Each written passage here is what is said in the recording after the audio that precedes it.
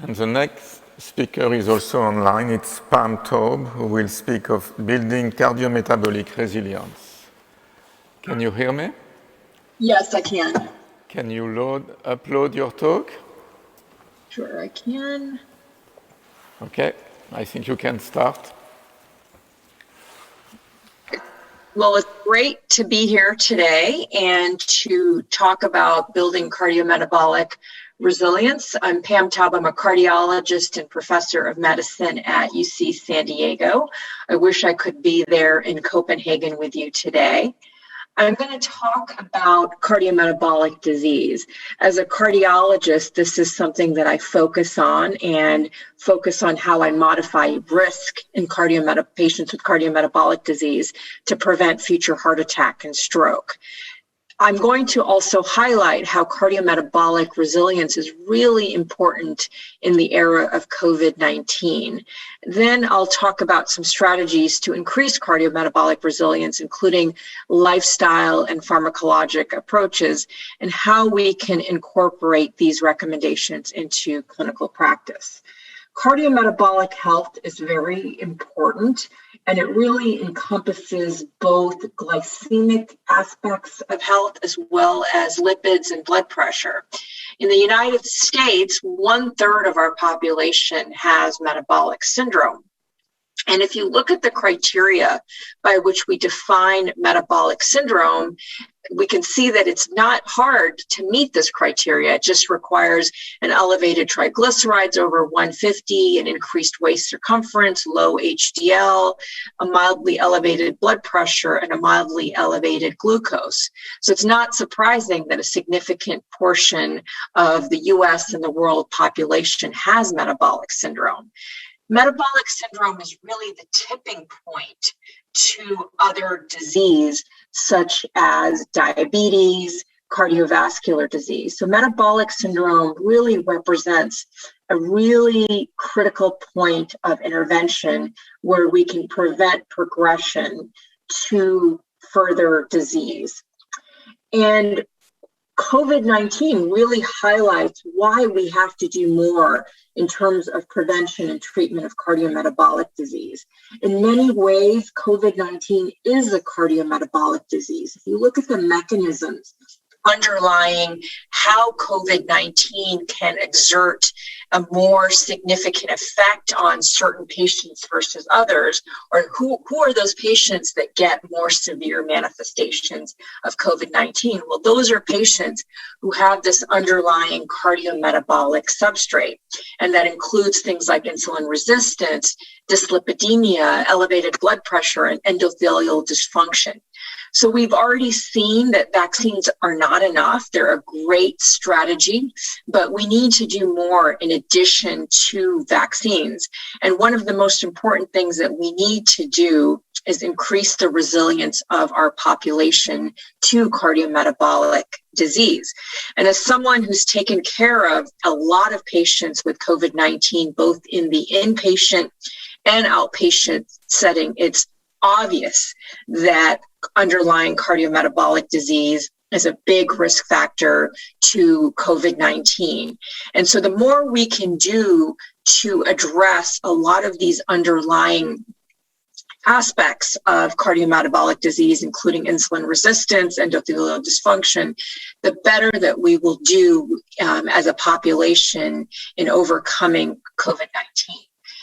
One of the things that really strikes me about COVID-19 is some of the autopsy studies that we saw early on, which shows microvascular thrombi throughout the endothelium. So in the heart, you have microvascular thrombi causing clots and leading to myocardial infarction. Also in the lungs, you have microvascular thrombi.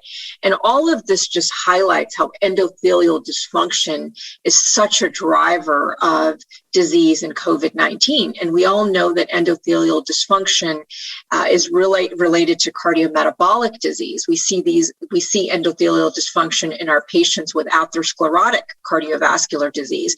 So it's not surprising that when patients are on statins, which which improve endothelial dysfunction and cardiometabolic disease, and they get COVID-19, they do better. And this is a study from UC San Diego conducted by one of my colleagues, showing that when patients are on statins prior to admission for COVID-19, that their outcomes are better. And here is another similar study that shows that when patients are on statins, their death rate is lower.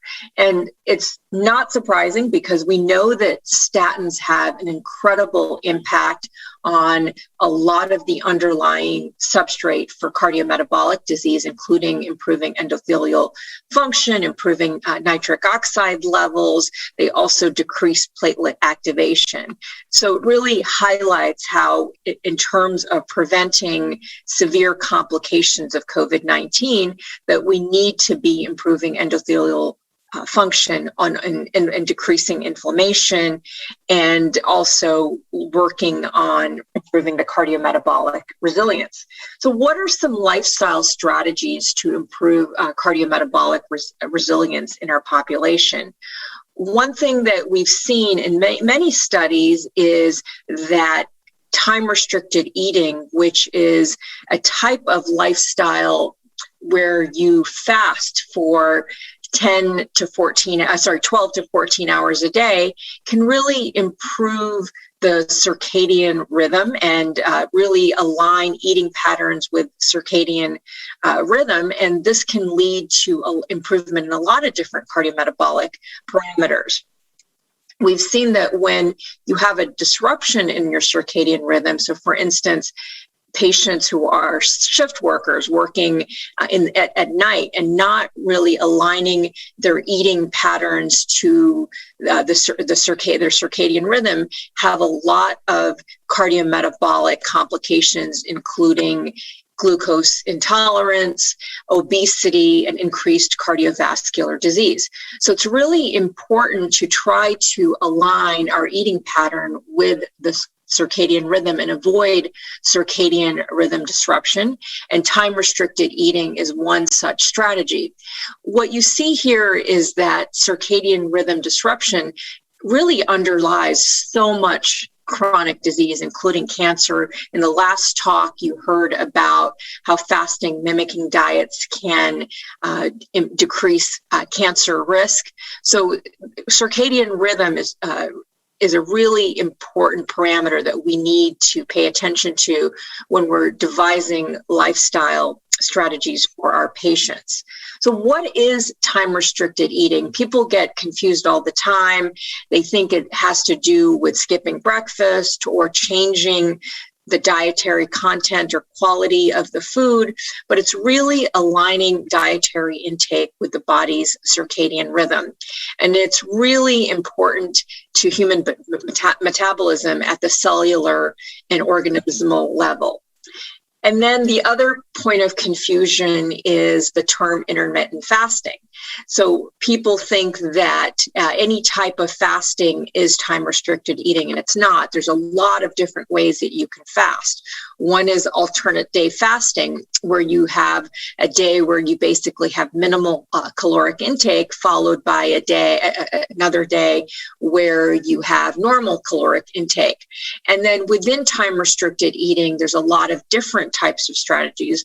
So in some studies, the period of eating is 8 hours. In the studies that we've done in my lab, is the period of eating is 10 hours with 14 hours of fasting. And the reason we do that is because from a safety perspective, it's very feasible in patients who have metabolic syndrome and who are on multiple drugs such as antihypertensives.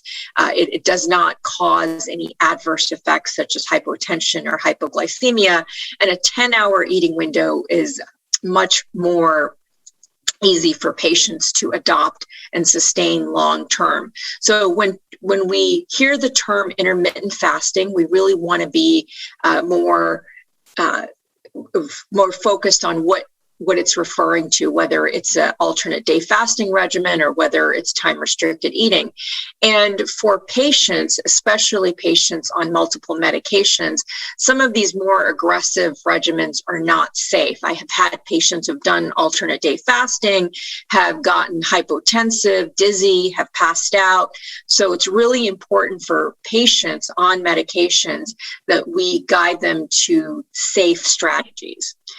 This was our study that showed that in patients with metabolic syndrome, that when they engaged in just one change to their lifestyle, and that is engaging in time-restricted eating with a fasting window of 14 hours and an eating window of 10 hours, that there was significant improvements in cardiometabolic parameters, including weight, waist circumference, a decrease in blood pressure, a decrease in LDL cholesterol and non-HDL cholesterol, which is an important substrate for atherosclerotic cardiovascular disease. A couple of surprising findings to us is the improvement in glycemic control, especially in hemoglobin A1C, and also in improvement in restful sleep. One of the things that we leveraged in our study is the use of continuous glucose monitoring. So for my patients with diabetes, this is a technology that I've been using for many years. But now what we're seeing is in our clinical studies that continuous glucose monitoring can give us a lot of insights in the patients who have pre-diabetes, who have impaired glucose tolerance. And there are a lot of derangements that continuous glucose monitoring can pick up that even conventional parameters such as hemoglobin A1C do not pick up.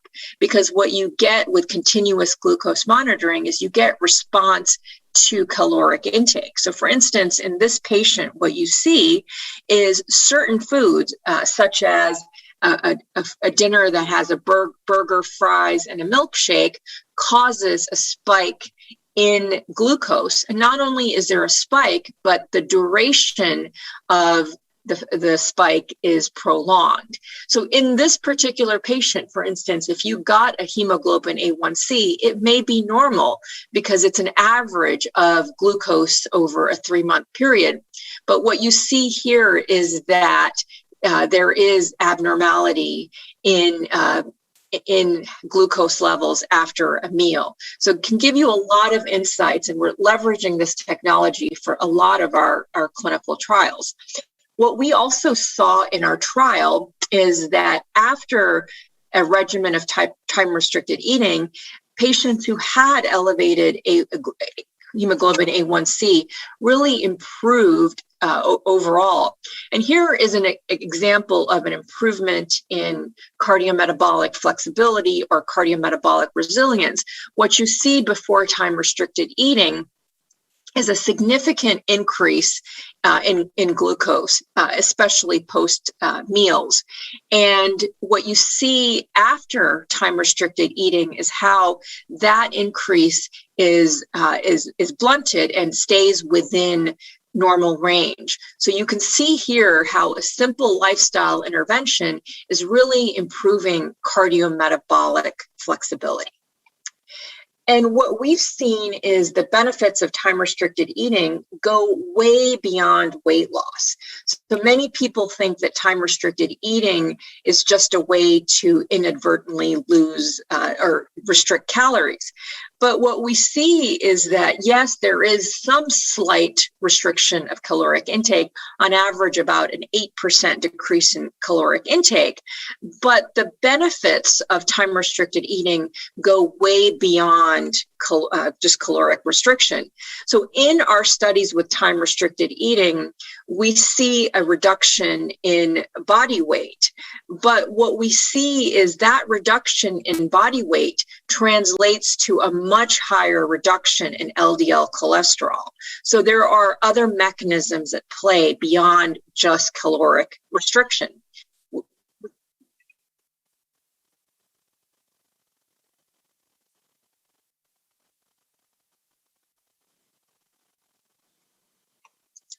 So sorry about that there's a little bit of an overlay, but there is also a decrease in improvement in body composition. Another thing that we see that is very interesting is in a subset of our patients who have non-alcoholic fatty liver disease, which is also a big driver of cardiovascular disease, is that there is a regression in liver fat with time-restricted eating. When we think about non-alcoholic fatty liver disease, we are often thinking about it as a liver disease, but in fact, most of these patients actually die from cardiovascular disease. So this is really a disease that we need to be thinking about more, and it's a disease of obesity. And decrease in weight can help, but we are also seeing here that just the lifestyle intervention of time-restricted eating can also decrease liver fat.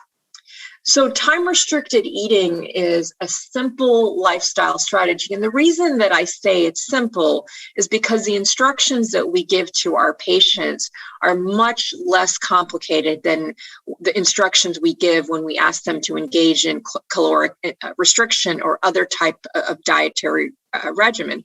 What we tell them is, limit your caloric intake to 10 hours a day. And we also give them some flexibility, so it doesn't have to be exactly the same 10 hours a day. So for instance, if they're having a later meal with family, they can adjust their eating window the next day and just start breakfast a little bit later. And so what we're seeing, not only from our studies, but from studies of multiple groups, is that there is a decrease in body weight, body fat, abdominal obesity. There's improvements in blood glucose levels, improvements in atherogenic lipids, such as LDL cholesterol, which are a big driver of atherosclerotic cardiovascular disease. There is a decrease in blood pressure. And one thing that I'm impressed with is the decrease in diastolic blood pressure, which is often hard to achieve with just medications alone. And mechanistically, there is improvements in oxidative stress biomarkers and biomarkers of inflammation. I also find it very fascinating that there is also improvements in the microbiome. And this is an area that really needs to be investigated further. That is to look at how does time-restricted eating or fasting impact the microbiome. So a very potent lifestyle strategy that we should be recommending to our patients with metabolic syndrome to improve their cardiometabolic resilience.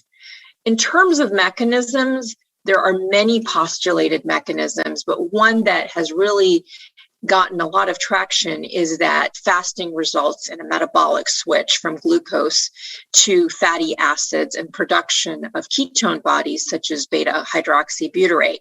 And these ketone bodies are thought to have a lot of beneficial effects, including improvement in mitochondrial biogenesis, an increase in autophagy, and a lot of other beneficial pathways are activated by this metabolic switch. So if you think about time-restricted eating in a simplistic way, what we think is happening is you're shifting from glucose to ketones. And when you do that, you increase resistance to stress, improve repair, and decrease inflammation. So you're really building cardiometabolic resilience when you engage in time-restricted eating. One of the things that we see when patients fast for more than 12 hours a day is they go into a low-grade state of ketosis. And this low-grade state of ketosis really impacts so many different biological pathways in a beneficial way. So endothelial dysfunction, which I talked about earlier in the context of COVID-19 and being a big substrate for COVID-19, is improved. Mitochondrial function, which is also really an important driver of overall metabolism, is improved. And I have an ongoing study looking at the impact of fasting on mitochondrial function, where I'm doing skeletal muscle biopsies on patients before and after they engage in 3 months of time-restricted eating. And we're looking at what's happening to the mitochondria. What are the cellular changes that are occurring in the mitochondria when patients engage in 3 months of fasting. There's also improvement in biomarkers of inflammation. We're also seeing some beneficial effects in terms of cardiac remodeling, and I've already highlighted changes in body weight and blood pressure that we see with this regimen. So now let's talk about some pharmacologic strategies. So as a cardiologist, I'm very excited by drugs for type 2 diabetes that have beneficial impacts on the heart. Before the advent of SGLT2 inhibitors and GLP-1 receptor agonists, we only had medications that improved glycemic control in our patients with type 2 diabetes and really didn't have any impact on cardiovascular outcomes. But we know that our patients with type 2 diabetes are dying from heart attacks and strokes. That's a really important aspect of their diabetes. And more recently, we've had data from the SGLT2 drug class as well as the GLP-1 receptor agonists that these drugs not only have beneficial impacts on glycemic control, but they also improve cardiovascular outcomes. And SGLT2 inhibitors are just an incredible class of drugs, very pleiotropic, and they remind me of statins in many ways because of their pleiotropic benefits. And one of the really interesting mechanisms that are thought to underlie the benefits of SGLT2 inhibitors is a shift in bioenergetics to ketone bodies. And beta hydroxybutyrate is really a preferred fuel for the myocardium. And what some of these mechanistic insights have translated into is many clinical trials showing benefit.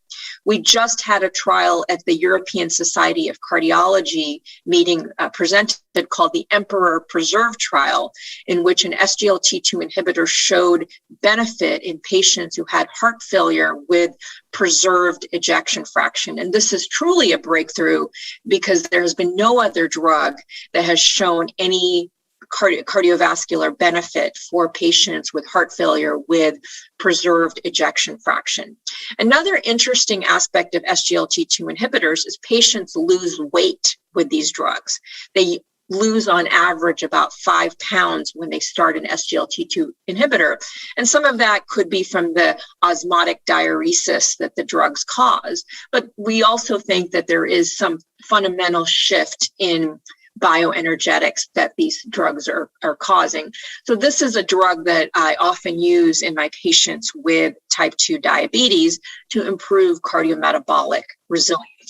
The other class of drugs that are of significant benefit in our patients with type 2 diabetes and improving cardiovascular outcomes and improving cardiometabolic resilience is the GLP-1 receptor agonist class. And one of the most important things that they do is they decrease appetite and they improve glycemic control, and there is a significant weight loss with this class of drugs. In a recent trial in which just patients who were overweight, not even diabetic, were given this class of drugs, they had about a 15% loss of body weight. And what's really remarkable about the study is the drug is so effective that it's approaching what we get from bariatric surgery. So the 15% weight loss is something that is really unheard of with a drug. And we potentially have a drug that can actually replace bariatric surgery. But in addition to the weight loss, there's a lot of really interesting mechanistic aspects of these drugs that are being studied further, and that includes decreased inflammation, improvement in endothelial function, decreased inflammation. So you can see that this is another class of drugs that will improve cardiometabolic resilience. And throughout my talk, you can see there's a couple of common themes in terms of whether it's lifestyle or a pharmacologic strategy, that all of these different strategies act on important mechanisms such as improving endothelial function, decreasing inflammation, improving glucose uptake. What I think is really the future is using these types of pharmacologic strategies with proven lifestyle strategies such as time-restricted eating, because what I see clinically in my patients is when you use the appropriate pharmacologic strategies such as an SGLT2 inhibitor or a GLP-1 receptor agonist, it's really synergistic, the benefit. It's not additive. There is a synergy that occurs between like these proven pharmacologic strategies and lifestyle strategies. This is also an exciting area because we have a new drug that is in clinical trials called Terceptibide that is a dual GLP-1 and GIP-1 receptor agonist that has really even more benefits than the GLP-1 receptor agonist alone. So this is a really new and exciting area of drug development. I talked a little bit about the microbiome earlier in the context of how time-restricted eating can improve the microbiome, but this is also a really interesting area of research. And the reason is it really links dietary intake to cardiovascular disease.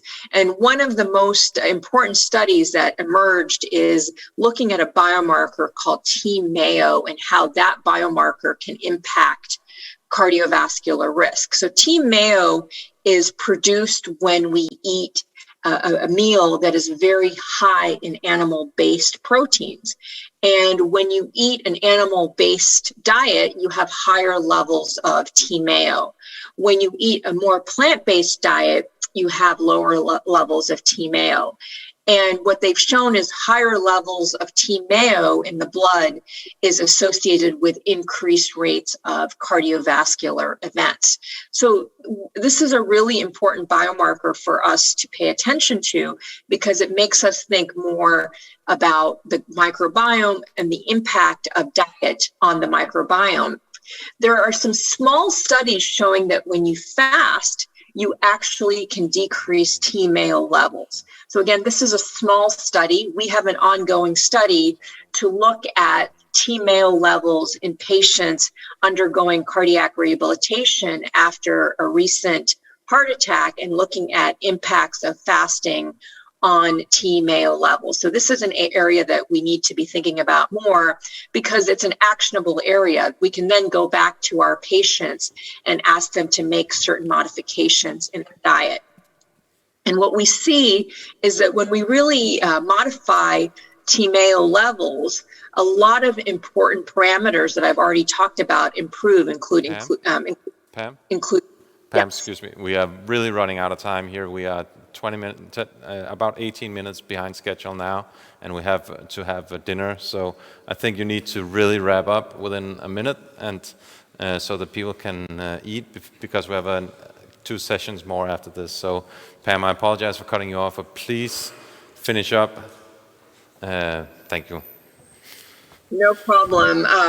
So let me just finish by talking about exercise. We can't forget about how important exercise is. It improves mitochondrial function and nitric oxide production, which I talked about earlier. One of the things that's really important about exercise is you need to customize exercise based on body composition. And I do that in my cardiac rehabilitation program, where we really look at body composition and then we customize what exercise people should be doing, because different exercise regimens impact people differently. So for instance, high intensity interval training is really important for reducing visceral fat. So in conclusion, cardiometabolic disease is very prevalent, and it's an underlying substrate for so many diseases, including COVID-19. We need to be thinking about lifestyle interventions as the cornerstone of improving cardiometabolic resilience. And in addition to lifestyle, we need to be thinking about really important pharmacologic agents such as the SGLT2 inhibitors and the GLP-1 receptor agonists as a way to improve cardiometabolic resilience. Thank you.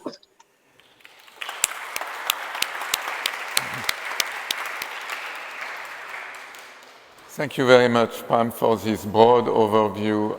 Unfortunately, we don't have time for questions, but you can access them on the Slack and answer them. But again, thank you very much. Bye. My pleasure.